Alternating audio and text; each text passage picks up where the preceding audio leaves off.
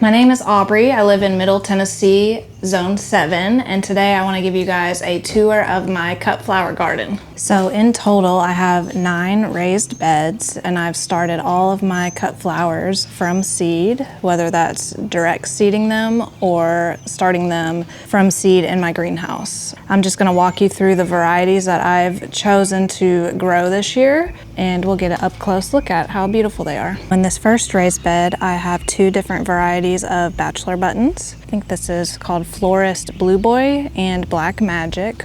One is from Johnny Seed, the other is from Botanical Interests. They are gorgeous cut flowers and the bees love them. I'm sure I can find some bees on them right now.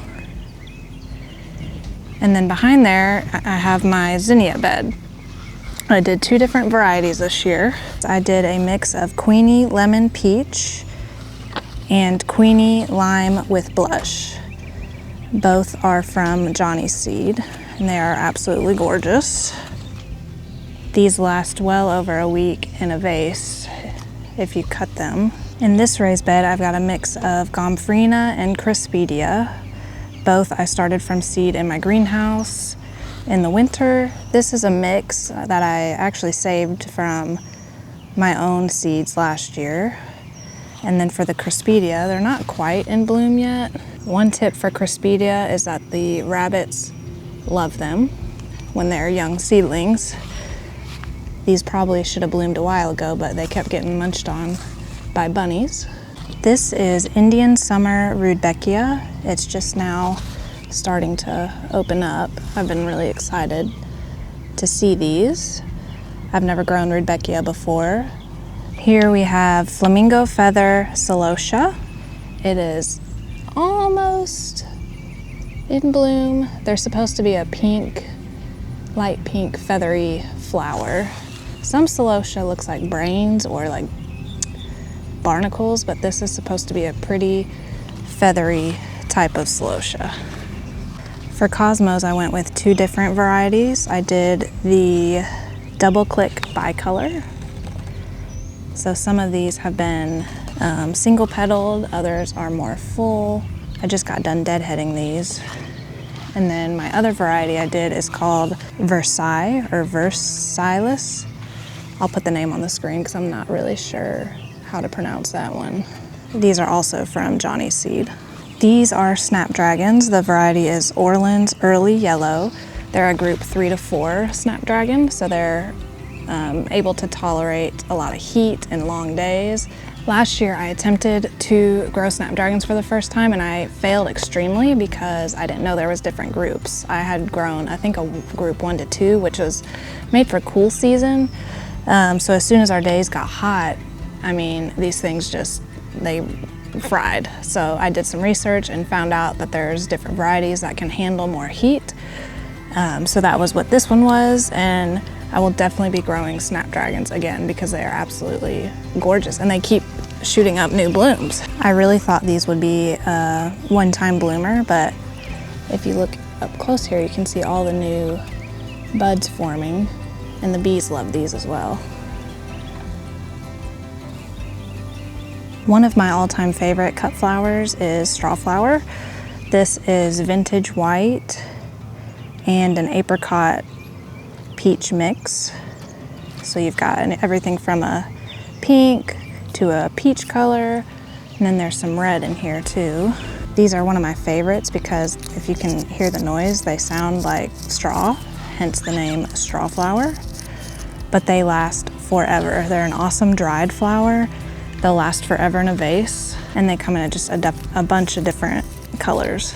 So this is on my highly recommend list of cut flowers to grow. It is awesome. I did start this pretty early in the winter, or late in the winter, I guess, because I started it in like January, but I've heard that you can direct seed it as well. I've got some flowers in my back flower bed that are technically cut flowers, but they're not in my raised bed, so I'm gonna show you guys those. We've got Favorite Berries Yarrow, so it's just a mix of a bunch of pastel colors. These have flopped at the moment because we've had so much rain and wind, so they're not looking, you know, ideal, but they're still pretty. I've got some more over here as well. They're so pretty. These are awesome for a vase too. If you want something that will last a long time, yarrow is awesome. In November of last year, so 2024, I started Feverfew from seed for the first time. It's a tender perennial, so it may or may not come back, so that's why I put it in my back flower bed. But it's just now starting to bloom. We're in mid-June right now. Oh my gosh, it's so pretty. This is supposed to be an awesome cut flower too. It's a good filler.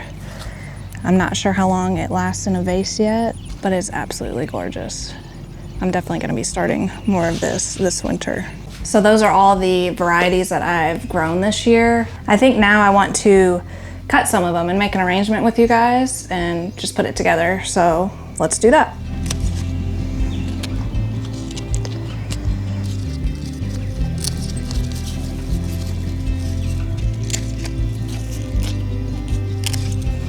There's the zinnias I'm gonna use. Now I don't sell any of these. I just grow them because I like to look at them and just cut them for arrangements for inside the house.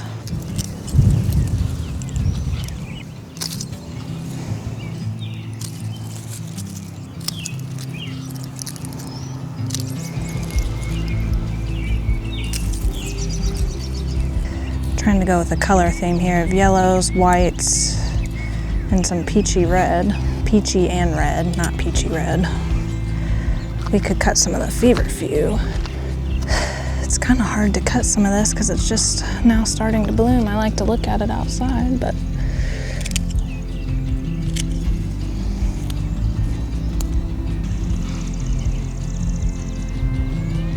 I think I'll add some of this peachy apricot yarrow as well, since it goes with our color palette.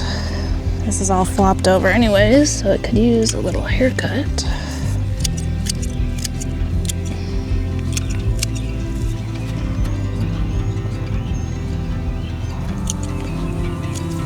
And then I might cut some of this Agastache too, because it's looking awesome. And it kind of goes with our peachy yellow, white.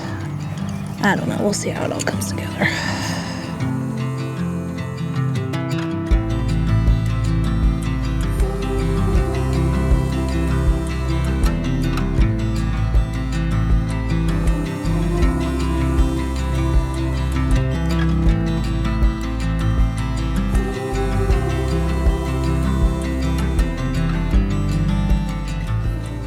Alright guys, thank you for watching. I just wanted to make a little bit of a longer format video to be able to really show the true beauty of the cut flower garden right now. Let me know if you guys have any questions about any of the flowers and I'd be happy to answer them. Thank you.